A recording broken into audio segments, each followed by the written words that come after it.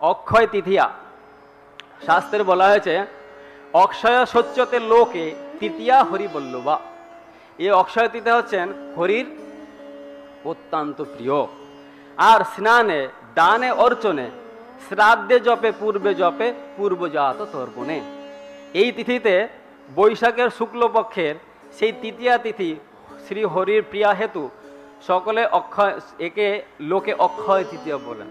কেন? এটা হরির অত্যন্ত প্রিয়।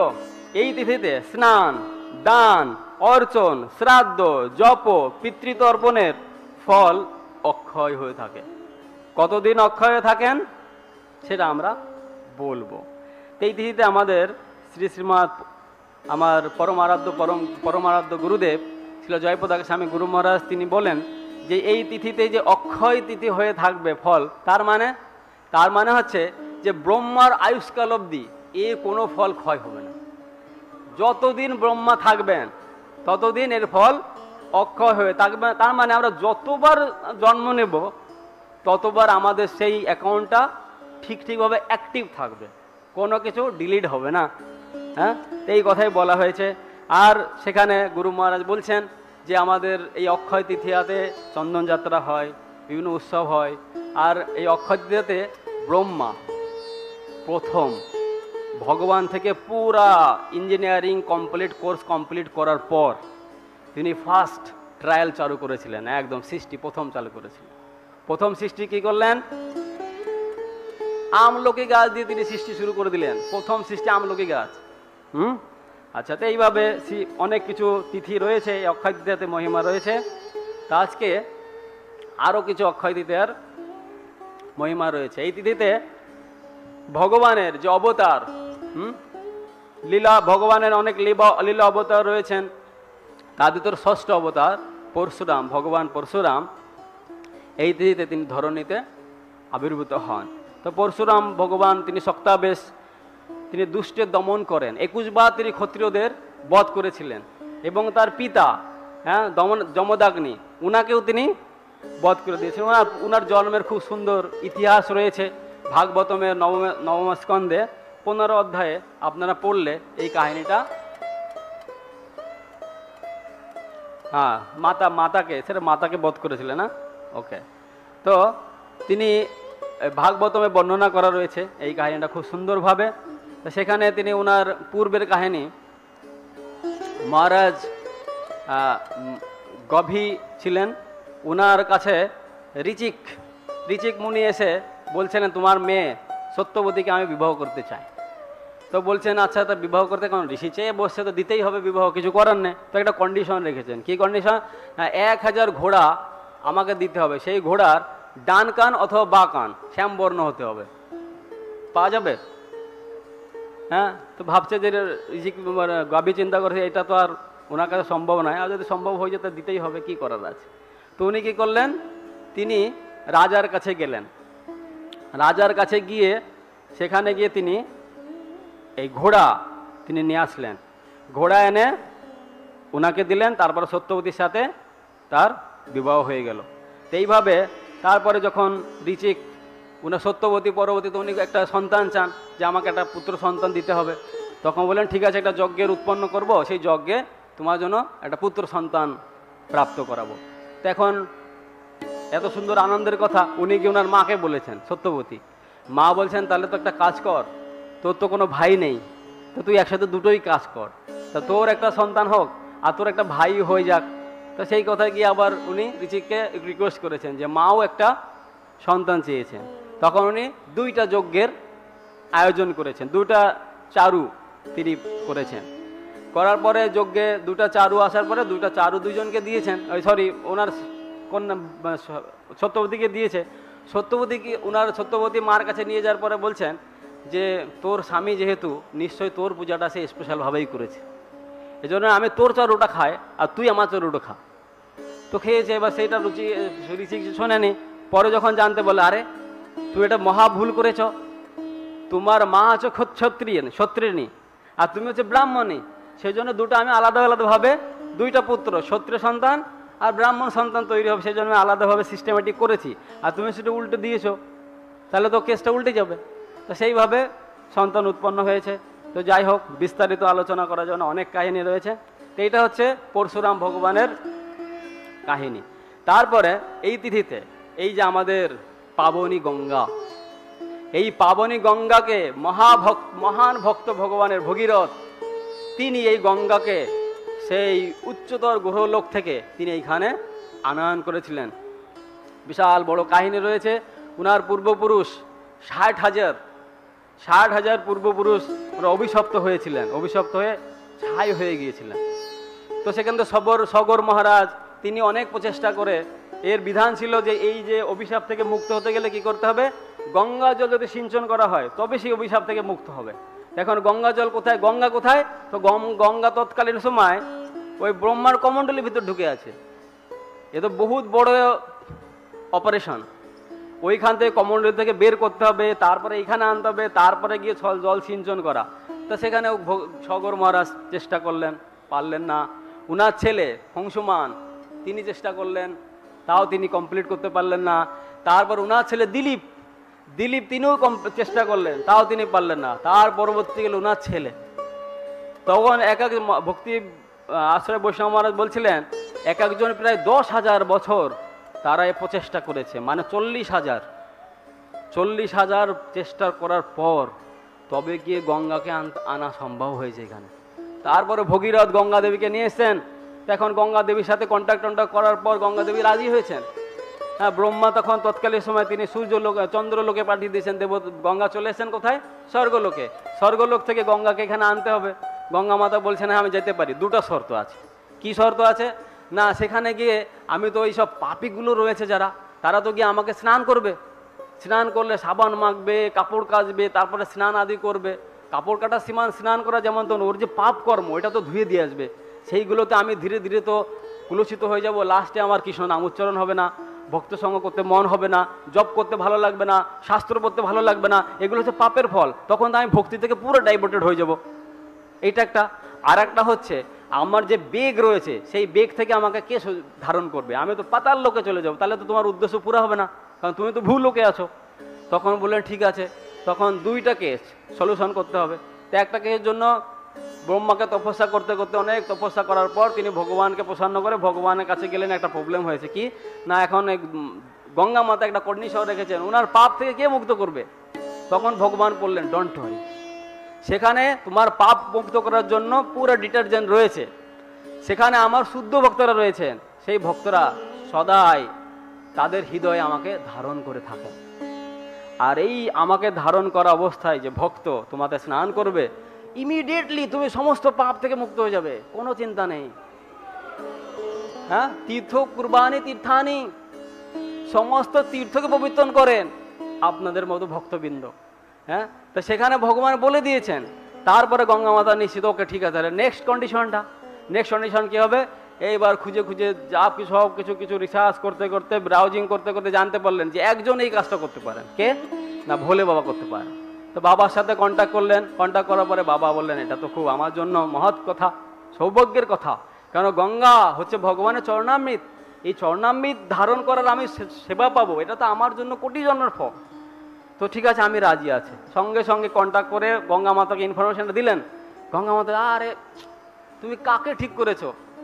এই ভোলে বাবা, এর তো কোনো তাল ঠিক নেই, ইয়ে আমাকে কি করে ধারণ করবে?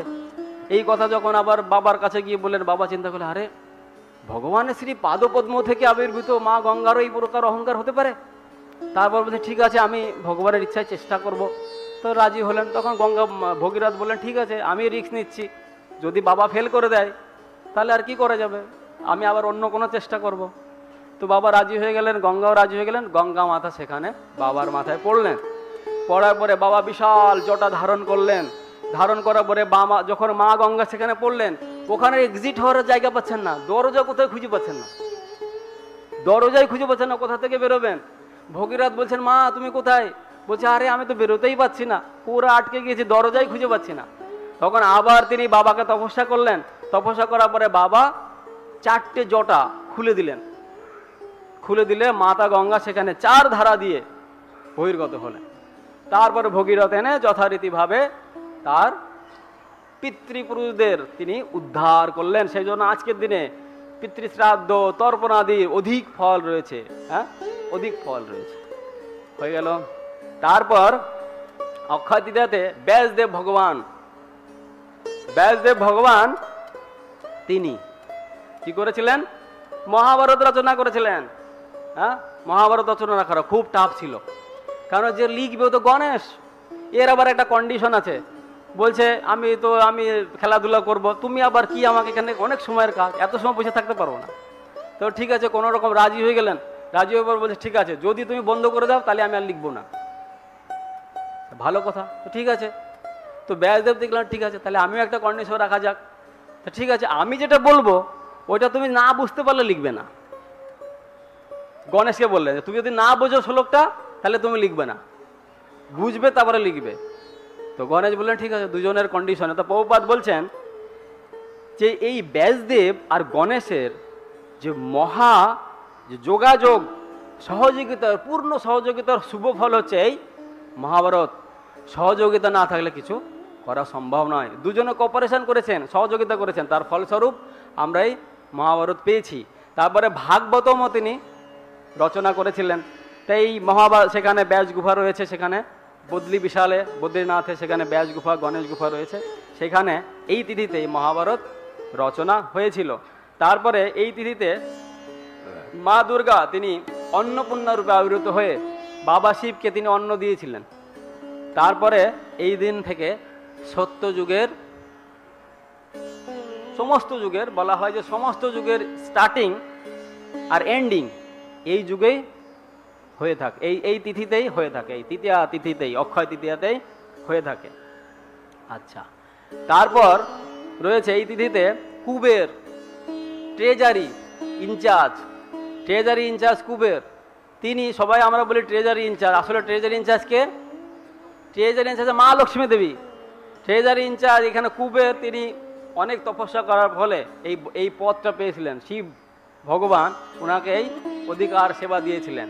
তা সেখানে বলা হচ্ছে অ্যাকচুয়ালি ট্রেজারি হচ্ছে মাতা লক্ষ্মী দেবী। ওই মাতাজিদের বসিয়ে দেওয়া আছে, তারা একটু কুঞ্জুস, পয়সা একটু কম টম খরচা টচা করবে, ওই জন্য ওনাদের ওইখানে বসিয়ে দেওয়া হয়েছে। মা লক্ষ্মী হচ্ছে ধন ইনচার্জ, তো ওনাকে বসানো হয়েছে। আর এই কুবের কি, কুবের হচ্ছে রক্ষক, তার হাতে একটা লাঠি থাকে যষ্টি, সেই যষ্টি দিয়ে সে কী করে, মা লক্ষ্মী যাদের ধন দেন, আর ধন যদি যার কাছে দেওয়া হয় তার যদি সুরক্ষা না থাকে কী হবে, অন্য সব বাটপাট এসে ধন টন লুটপাট করে খেয়ে নেবে। সেই জন্য কুবের কি করে, যার কাছে ধন দেওয়া থাকে, যার কাছে, সের কাছে গিয়ে তিনি লাঠি হাতে সেই ধনটা পাহারা দেন। তো এই ধন পাহারাদার হচ্ছে এই কুবের। তাই এই দিনে কুবের এই পজিশনটা, সেবাটা পেয়েছিলেন। কুবেরের অনেক লম্বা কাহিনী রয়েছে। কুবেরও তিনি, উনার অনেক কাহিনী রয়েছে। মহর্ষি বিশ্বসভার পুত্র, মনির পুত্র হচ্ছেন এই কুবের। তিনি লঙ্কাতে একবার রাজ্য পেয়েছিলেন, ব্রহ্মা তপস্যা করার পর। তারপরে রাবণ তাকে ওখান থেকে হাঁটিয়েছে, সেখান থেকে এসে তারপর তিনি কৈলাসে এসে অবস্থান করেন। এইভাবে তিনি অনেক কাহিনী ওনার রয়েছে। তিনি, তাই এইভাবে অক্ষয় তৃতীয়াতে কেদারনাথ, বদ্রীনাথ, যমুনাত্রী এইখানে 6 মাস বন্ধ থাকে, 6 মাস খোলা থাকে। তা 6 মাসে যে পরবর্তী 6 মাসে যে খোলা হয়, সেখানে অক্ষয় দ্বীপ জ্বালিয়ে রাখা হয়। তা এই দিনে সেই দ্বার খোলা হয়, আর খুলে দেখা যায় সে 6 মাস ধরে সেই দ্বীপ যেটা জ্বাল ছিল সেটা তখনই জ্বলতে আছে। এইভাবে কেদারনাথ, বদ্রীনাথের চরণ দর্শন হয় এই তিথিতে।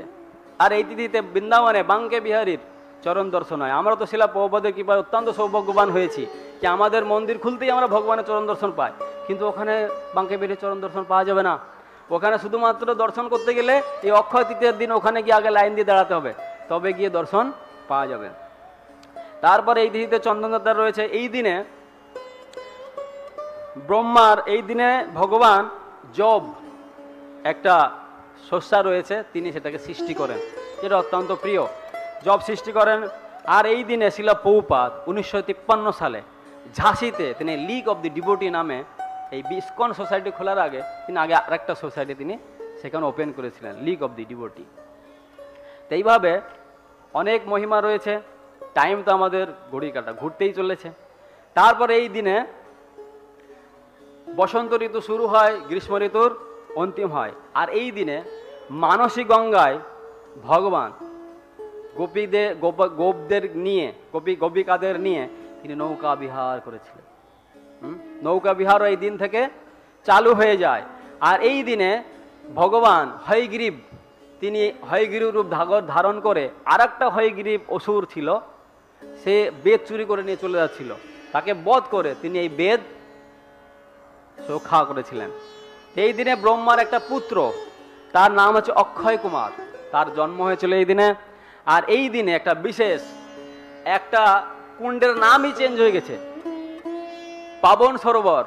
পাবন সরোবরের নাম আগে ছিল পাবন সরোবর, এখন সেটার নাম হচ্ছে নন্দ সরোবর। এই নন্দ সরোবরটা কি করে হলো? তো এইটা ভগবান একদিন নন্দ মহারাজ বলছেন, আরে তোরা থাক এখানে বাড়ি, আমি একটু তীর্থ স্নান টান করে সেখানে দান ধ্যান করে আসি, কাবেরী নদী কাবেরী সেখানে গিয়ে আমি স্নান করে আসি। তা ভগবান তখন কৃষ্ণ বলছেন, বাবা তুমি যাবে যখন একটা কাজ করো, দুদিন পরে অক্ষয় তৃতীয়া, তুমি অক্ষয় তৃতীয়াতে আমাদের দুজনকে ঘরে রেখে আমরা বেশি ডিস্টার্ব করবো না, আর ঘুম থেকে ওঠার আগে তুমি ভোরে ভোরে গিয়ে পালিয়ে যেও, গিয়ে সেখানে তুমি যা কিছু করার করে এসো। তো বলছে ভগবান, তখন নন্দ মহারাজ বলেন ঠিক তাই তো, ঠিক আছে। তো তিনি দুদিন পরে গেলেন, যাওয়ার পরে ভোরবেলায় গিয়েছেন, গিয়ে এই সরোবরের পাশ দিয়ে যাচ্ছেন, গিয়ে দেখে আরে সেখানে এত মঙ্গল আরতি শুরু হওয়ার আগেই এত ভোরবেলায় সেখানে সবাই মহিলা নারী পুরুষ সবাই সেখানে স্নান করছে। এরা কারা? বিশাল স্নান করছে। সেখানে দেখছেন যেহেতু নন্দ মহারাজ একজন পুরুষ ছিলেন, সেজন্য আরো ঘোর মানে অন্ধকার একটু রয়েছে, সেজন্য তিনি কি করলেন, কোনো মাতা দিদি জিজ্ঞাসা না করলে, কোনো কমপ্লেন টমপ্লেন হতে পারে, মাতা দিদি জিজ্ঞাসা না করলে তিনি পৌদের জিজ্ঞাসা করলেন, একটা পৌকে জিজ্ঞাসা করলেন, বলছে কি ব্যাপার এখানে আপনারা এত এখানে সকালবেলা এসে স্নান করছেন কেন? তখন বলছেন যে আমরা হচ্ছি বিভিন্ন তীর্থ, গোদাবরী, কাবেরী, নর্মদা, সিন্ধু, গঙ্গা সবাই আমরা এখানে আসছি, এসে কি করি আমরা এখানে রিফ্রেশ করি। সারা বছর পাপীরা আমাদের তারা পাপ ধুয়ে যায়, আর আমরা এখানে কি করি, এই সরোবরে এসে পাবন সরোবরে এসে আমাদের সমস্ত পাপ থেকে মুক্ত হয়ে যায়। কেন না এই সরোবরে ভগবান তিনি জলকেলি করেন, ওনার সখাদের নিয়ে এখানে স্নান আদি করেন, তো এইখানে স্নান করতেই আমরা সমস্ত পাপ থেকে মুক্ত হয়ে যাই। তাই এই জন্য আমরা এখানে প্রতি বছর এই অক্ষয় তৃতীয়ার দিনে আমরা ভোরবেলা এখানে এসে স্নান করে আবার আমাদের সেবায় যুক্ত হয়ে যায়। হ্যাঁ, প্রতি বছর আমরা আপডেট করে নিই। আর নন্দ মহারাজ যখন জানতে পারলেন আরে আমি যাচ্ছি ওদের কাছে স্নান করতে, আর ওরা এখানে স্নান করতে এসছে, এখানে পাপ মুক্ত হতে হয়েছে, তা আমি অত দূর যাবো কিসের জন্য, টাকা পয়সা খরচ করে, তৎকাল টিকিট কাটতে হবে, অনেক কিছু ঝামেলা রয়েছে, তাই না করে ঠিক আছে করা যাক, কি করা যাক না এইখানে স্নান করা যাক। তখন নন্দ মহারাজ এই অক্ষয় তৃতীয়ার দিনে ওই সরোবরে স্নান করলেন। ওই সরোবরে স্নান করার সঙ্গে সঙ্গে সেই পবন সরোবর কি নাম হয়ে গেল, নন্দ সরোবর হয়ে গেল। হ্যাঁ, সেখান থেকে নন্দ সরোবর নাম হয়ে গেল। এই সুন্দর কাহিনী রয়েছে।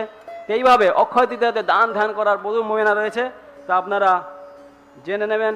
বিশেষ করে এই দিনে দান করার, মন্দির পূজা দিনং প্রবাহার্থং মহাপার্থস্য সার্বহম ক্ষেত্রপান প্রাণ গ্রাম দত্তমষ্ঠি তামিয়া শ্রীমদ্ ভাগবতম 11 স্কন্ধে 27 অধ্যায় 51 নম্বর শ্লোক আপনারা পড়বেন। সেখানে বলছেন যে ব্যক্তি নিয়মিত প্রত্যায়িক পূজা এবং বিশেষ উৎসব যাতে চিরকাল চলতে পারে, তার জন্য শ্রী বিগ্রহকে ভূমি, বাজার, শহর এবং গ্রাম উপহার রূপে অর্পণ করেন, সে আমার সমান ঐশ্বর্য লাভ করেন। হ্যাঁ, ভগবানের জন্য কেউ জমি দান করতে পারেন, কেউ বাজার দান করতে পারেন, কেউ ভগবানের জন্য গ্রাম দান করতে পারেন, কেউ অর্থ দান করতে পারেন, কেউ বন্দি বানিয়ে দিতে পারেন, তাহলে সে কি হবে, ভগবানের মতো ঐশ্বর্য লাভ করবে। মানে সে বৈকুণ্ঠের লোকে গিয়ে সেখানে ভগবানের বিশাল বড় অট্টালিকা সে লাভ করতে পারে, ভগবান তো ঐশ্বর্য পাবে। এইভাবে দানের অনেক মহিমা রয়েছে। এইবার সময় তো খুব কম, চন্দন যাত্রা বিষয়টা আলোচনা করা যাক। তা আপনারা অনেক চন্দন যাত্রা আমরা অনেক কাহিনী শুনেছি। ভগবানের মহান ভক্ত, হ্যাঁ, তিনি মাধবেন্দ্রপুরী, এই মাধবেন্দ্রপুরী চৈতন্য মহাপুর পরম গুরুদেব, ইনাকে কেন্দ্র করে এই চন্দন যাত্রার কথাটি আমরা শুনে এসেছি।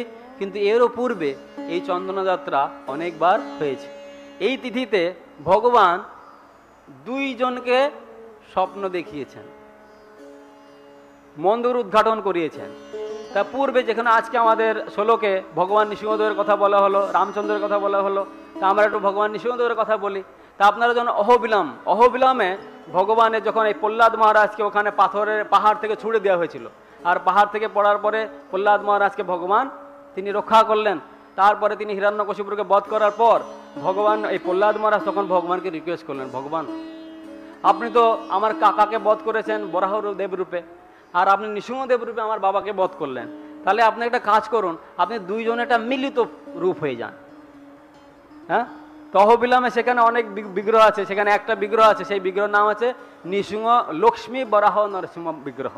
তো এই লক্ষ্মী বরাহ নরসিংহদেব বিগ্রহ এই প্রহ্লাদ মহারাজের রিকোয়েস্টে ভগবান এই বিগ্রহ রূপ ধারণ করলেন, স্বয়ম্ভূ রূপ ধারণ করলেন। তো এই বিগ্রহকে সেখানে প্রহ্লাদ মহারাজ মন্দির স্থাপন করে ভগবানকে পূজা করা শুরু করলেন। তারপরে অনেক লাখো লাখো বছর পর এইখানে এই মন্দির ঢাকা পড়ে গেল মাটি টাটি দ্বারা। তারপরে সেখানে পুরুরুবা আর উর্বশী এরা দুইজন সেখানে ভ্রমণ করতে গেলেন। ভ্রমণ করতে যাওয়ার পরে উর্বশাকে ভগবান স্বপ্নে দিলেন, আরে উর্বশা, আমি এখানে পড়ে আছি, আমি এখানে সব কাদামাটি মেখে আছি, আমার অনেক কষ্ট হচ্ছে। যেরকম মাধবেন্দ্রপুরীকে বলেছিলেন সেরকম উর্বশাকে বললেন স্বপ্নে। পরের দিন উর্বশা তিনি পুরুরুবা রাজাকে বললেন, সেখানে গিয়ে উদ্ঘাটন করার পরে সেই সুন্দর ভগবানের লক্ষ্মী বরাহ নৃসিংহ লক্ষ্মী বরাহ বিগ্রহ পাওয়া গেল। সেখান থেকে চন্দন লাগাতে বললেন উর্বশাকে, বললেন তুমি এই আমি যেহেতু অনেকদিন হয়েছে ভালো করে শ্যাম্পু ট্যাম্পু করো, দামু সাবন টাবন এনে লাগাও, লাগিয়ে গন্ধ টঙ্গ করে আমাকে এখানে চন্দন লেপন করো। তো সেখান থেকে চন্দন লেপন হতে থাকতো। আর পুরা বছর সারে বছর আমাদের চন্দনযাত্রা কতদিন হয়? 21 দিন। হ্যাঁ, আর পুরীতে চন্দনযাত্রা হয় 42 দিন। আর সেখানে চন্দনযাত্রা সারে বছর, কিন্তু কেসটা উল্টা। সেখানে কি সারে বছর চন্দন লেপন করে, কিন্তু হ্যাঁ বৈদিক গণনা অনুসারে 360 দিনে হচ্ছে কি বছর। তা 359 দিন তাকে চন্দন লাগানো হয়, কোনোদিন খোলা হয় না। লাগাতে লাগাতে লাগাতে লাগাতে আজকের দিনে ওই চন্দনটা খুলে দেওয়া হয়। আমরা লাগাই, আর যেহেতু আমরা লাগাই আর ওই দিন খুলে দেওয়া হয়, তো ভগবান ওই দিন আবার গরম লাগবে, ওই জন্য আমরা এখানে লাগিয়ে দিই। তো ওইখানে ভগবানকে চন্দন খুলে দেওয়া হয় আর আমরা এখানে লাগাই, আর ওই দিনে বিশাল অনুষ্ঠান হয়। তো এইভাবে পুরুরুবারা এইটা করলেন। করার পরে তার পরবর্তীকালে আবার সেটা ঢাকা পড়ে গেল। তারপরে ওটা ওই ঢাকা পড়েনি, মানে চন্দন লেপন করে করে আকৃতি বোঝা যাচ্ছে না, সবাই চিন্তা করে এটা শিবলিঙ্গ হতে পারে, তা শিবলিঙ্গ নামে পূজা হতো। রামানুচার্য গিয়ে বলছে না না, এটা শিবলিঙ্গ নয়, এটা হচ্ছে ভগবানের লক্ষ্মী বরাহ নৃসিংহ মূর্তি। তিনি সব কিছু উৎসব করে সেখান থেকে এই দিনে সমস্ত লোক সেখানে বলে নিজ রূপ দর্শন। এই দিনে আজকের দিনে বিশেষ দর্শন হয়, অবিলম্বে ভগবান নৃসিংহদেবের নিজ রূপ দর্শন হয়। হ্যাঁ, তো এই তিথিতে সেখানে গেলে দর্শন পাওয়া যাবে। আর আরেকটা হচ্ছে এই তিথিতে ভগবান রাজা জগন্নাথপুরীতে এই 42 দিন চন্দ্রযাত্রা হয়। এই চন্দ্রযাত্রার দুইটা ভাগ রয়েছে, 21-21। একটা হচ্ছে বাহারি চন্দনযাত্রা আর হচ্ছে ভিতরি চন্দনযাত্রা। তারপরে এইটা হয়ে গেল। এইবার মাধবেন্দ্রপুরী তিনি গোপালকে, গিরিধারী গোপালকে তিনি সেখানে ঘুরতে ঘুরতে বৃন্দাবনে গোবর্ধনে গেলেন। সেখানে গিয়ে গোবিন্দকুণ্ড স্নান করলেন। করার পরে সেখানে রাত্রে তিনি চন্দ্রভাব এলো, স্বপ্ন দেখলেন। গোপাল বললেন, আরে তোমার প্রেমের বশবর্তী হয়ে আমি এখানে বসে আছি সেবার অধিকারে, তুমি এখানে আমাকে উঠাও। এখানে আমাকে পুরাকালে রাজা বজ্র তিনি আমাকে স্থাপন করেছিলেন, আর পূজারী সে মুসলিমদের ভয়ে পালিয়ে গিয়ে আমাকে এই কুণ্ডের ভিতরে রেখে গেছেন। সেখান থেকে আমি এখানে পড়ে আছি, কোনো স্নান টান কিছু করা নেই। আমাকে এখানে স্নান করাও, উদ্ঘাটন করাও, আর আমাকে ভালো করে মন্দির টন্দির সেবা করো। তাহলে আমি কি করব? তুমি আমাকে ভালো করে সেবা করবে, আর তোমার একটা কাজ আমি করে দেবো। কি কাজ? না, আমি সমস্ত জীবদের উদ্ধার করব, দর্শন দেব, আমার দর্শন দেবা, সবাইকে উদ্ধার করব। এই কাজ ভগবান দায়িত্ব দিলেন। তারপর তিনি গিয়ে সমস্ত লোকজনকে ডেকে তিনি উদ্ধার করলেন। এই গোপালকে উদ্ধার করে স্থাপন করলেন, গোপালকে মন্দির দিলেন গোবর্ধন পর্বতের উপরে। তারপরে কিছুদিন পর ভগবান, তার আগে তো ভগবান একটু দুধ খাইয়েছিলেন, মাঠা খাইয়েছিলেন। আর ভগবান কিছু খাওয়াচ্ছেন মানে উনার কিছু মতলব রয়েছে। একটুখানি মাঠা খাইয়ে বেচারাকে তিনি কি খাটানি না খাটালেন, তিনি গিয়ে মন্দির স্থাপন করালেন। তারপরে ঠিক আছে, মন্দির টন্দির স্টাবলিশ হয়ে গেছে, এখন শান্তিতে ভজন সাধন করা যাক অল্প স্বল্প ম্যানেজমেন্ট ক্লাস দিয়ে। কিন্তু কি করলেন না, চন্দন আনতে যেতে হবে। কোথায়? না, সেই উৎকল দেশে চন্দন আনতে যেতে হবে। তখন রাস্তায় বহুত ঝামেলা ছিল, মুসলিমদের সব অত্যাচারের ঝামেলা ছিল এগুলো। তা সেখান থেকে তিনি চন্দন যাত্রাটা ভগবান বললেন তোমাকেই যেতে হবে। তা বলে, আরে আমি তো বয়স হয়ে গেছি, কাউকে পাঠায় না, তোমাকেই যেতে হবে। গেলেন, যাওয়ার পরে সেখানে ঘুরতে ঘুরতে ঘুরতে ঘুরতে তিনি অদ্বৈত আচার্যের বাড়িতে আসলেন, অদ্বৈত ঠাকুরকে দীক্ষা দিলেন। দীক্ষা দেওয়ার পর তারপর তিনি রেমুনাতে গেলেন। সেখানে গিয়ে এই ভগবান ক্ষীরচূড়া গোপীনাথকে দর্শন করলেন। তার আগে ক্ষীরচূড়া নাম হয়নি। হ্যাঁ, তখন গোপীনাথকে দর্শন করলেন। দর্শন করার পরে সেখানে জানলেন যেখানে ক্ষীর অর্পণ করা হয়। তিনি চিন্তা করলেন, একটা যদি ক্ষীর পেতাম, তা টেস্ট করে বুঝতে পারতাম, আর সেই রকম ক্ষীর বানিয়ে আমি আমার গোপালকে লাগাতে পারতাম। এরকম বাসনা করার পর তিনি ভগবানের কাছে বাসনা করলেন। পরের দিন ভগবান একটা ক্ষীর, 12টা ক্ষীর থেকে একটা ক্ষীর চুরি করে দিয়েছেন। আর রাতেবেলা স্বপ্ন করছেন আরে চুরি করেছি, আরে ভগবান ভক্তরা তখন বলছে আরে তোমার সেই অভ্যাসটা এখনো যায়নি, সেই চুরি করা অভ্যাস তোমার রয়ে গেল। তো ভগবান সেই চুরি করে সেই ক্ষীর একটা বলছেন আরে আমার একটা ভক্ত আছে মাধবেন্দ্রপুরী, তিনি তখন মার্কেটে করছিলেন ঘোরাফেরা, তিনি অজাত বৃত্তি ধারণ করেছিলেন, কেউ কিছু না দিলে তিনি কিছু গ্রহণ করবেন না। তা সেখানে গিয়ে ডাকতে লাগলেন কে মাধবেন্দ্রপুরী আছেন, আরে আপনার জন্য ভগবান ক্ষীর চুরি করেছেন, আসুন আপনার ক্ষীরটা নেন আর আশীর্বাদটা নেন। তখন মাধবেন্দ্রপুরী এসে তখন ক্ষীরটা নিলেন আর দেখতে পেলেন পুরো ভিডিওটা ভাইরাল হয়ে গেল। সেখানে গিয়ে ক্ষীর পেলেন আর সেটা ক্ষীর খেলেন, ভাড্ডটা রেখে দিলেন আর দেখলেন এখানে জানাজানি হয়ে যাবে।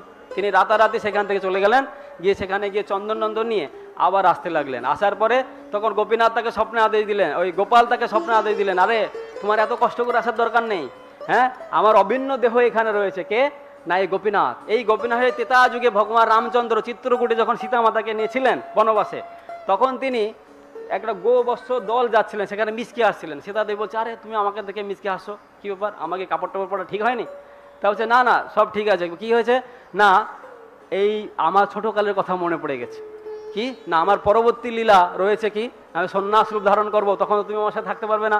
তা কাহিনী করার পরে সীতাদেবী কৌতূহলবশত বললেন তাহলে সেই রূপটা আমাকে দেখাও।